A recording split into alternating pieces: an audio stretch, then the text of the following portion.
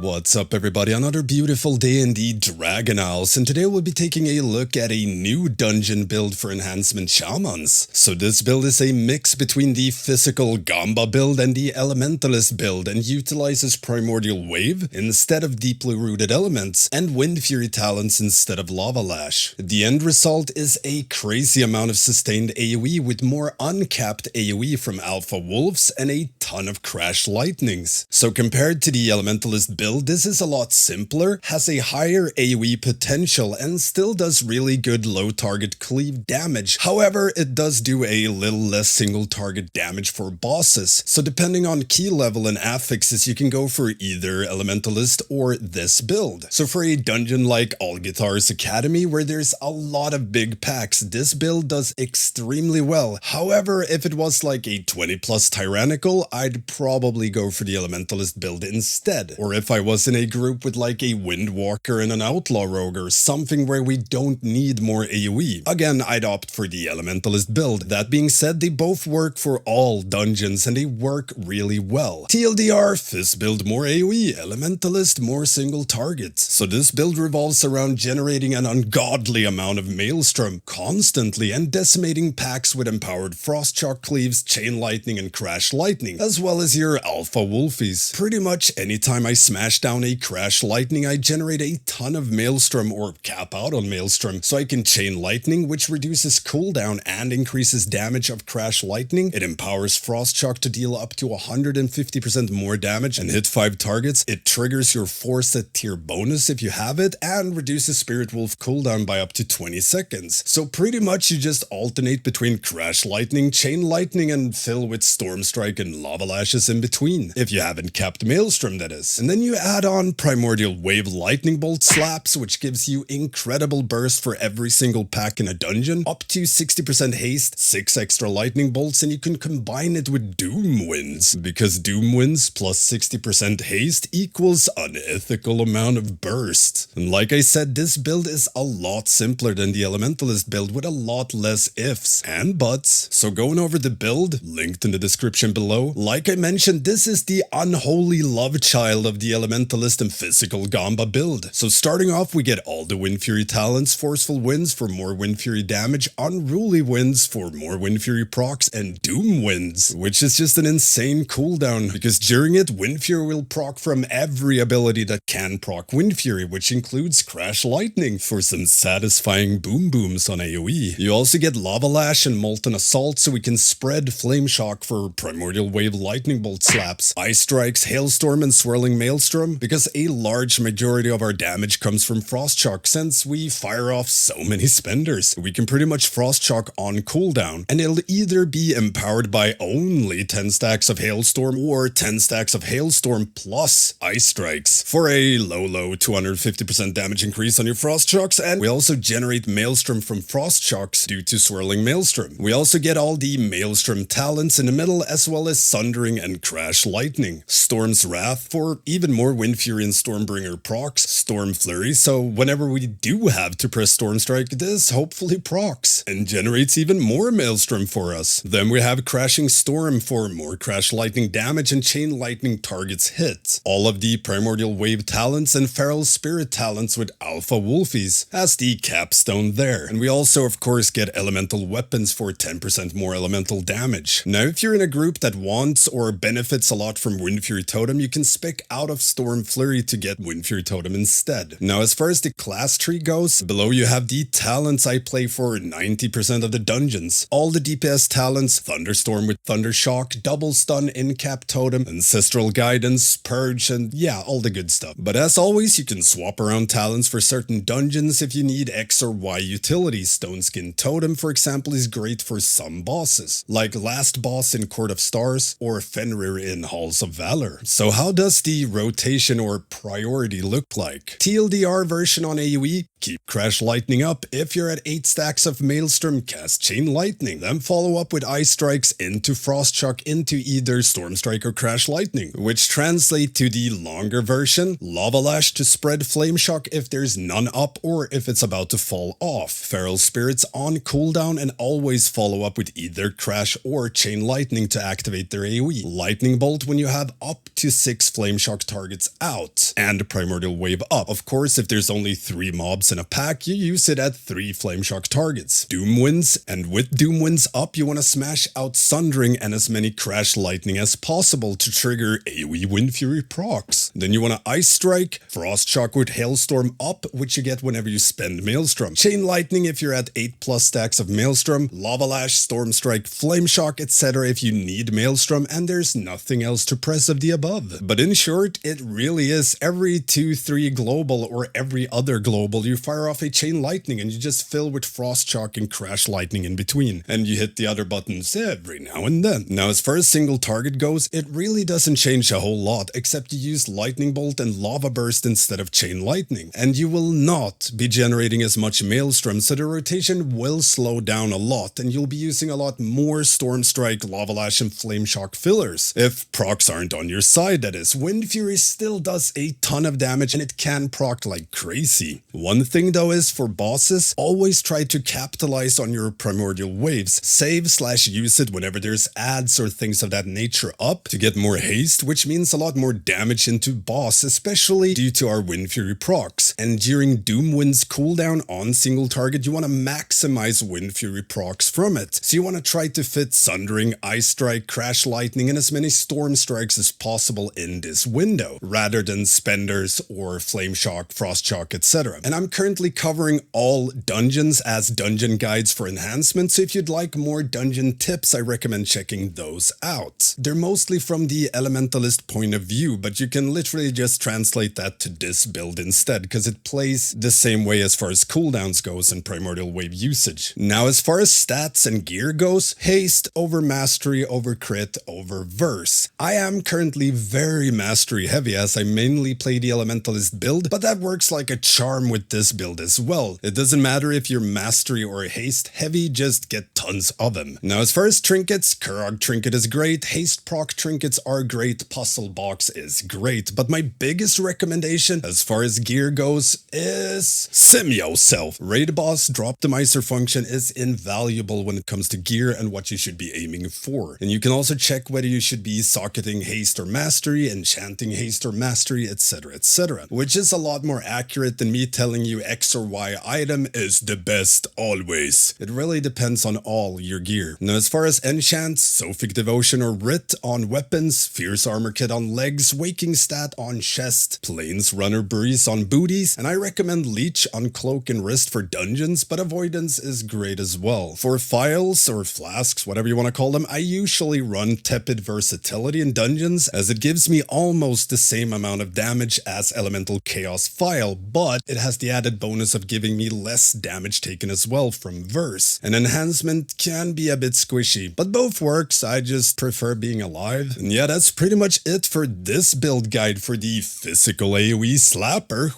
I hope it helps you out in dungeons. Go get that pad. Now, for my UI, I will link my default UI code you can import in edit mode in game, as well as most of the main Weakauras I use for enhancement. I cannot share all of my Weakauras nor my plater or details settings, as I've gotten them from subbing to now on Twitch, so that's where you can get those. But yeah, let me know what you think of this enhancement build and if you've tried it in any dungeons. Now, if you have any questions, hit me up here or become a patron or Twitch sub and get access to the Stankie Gaming Discord, which is the fastest way to get a hold of me, but it's also filled with a lot of useful info and helpful people if you need any help PvE-wise or help with your class. Now, don't forget the usual stuff, like, comment, subscribe, and most importantly, ring that notification bell. Gotta best that YouTube algo. I'm also streaming all my progression rating on Twitch, which is Wednesdays, Thursdays, and Sundays, and rando streams in between. Stankie Gaming. And yeah, thank you all for watching, and I will see you next time.